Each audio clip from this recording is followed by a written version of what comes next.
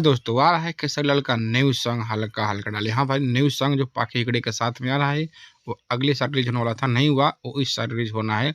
बता दे भाई, जबरदस्त सॉन्ग आ रहा है भाई। टीजर इसका लॉन्च हो गया, देख सकते हैं, और प्यारा दुलार आशीर्वाद देख सकते हैं जो केसरी लाल श्रीपराज की आवाज़ में आ रहा है।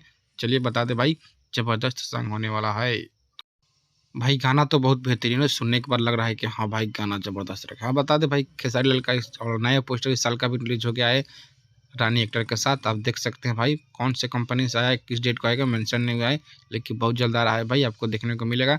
और उसका पोस्टर ले आउट हो गया है भाई, देख सकते हैं जाके यूट्यूब पे। चलिए मिलते हैं नेक्स्ट वीडियो में।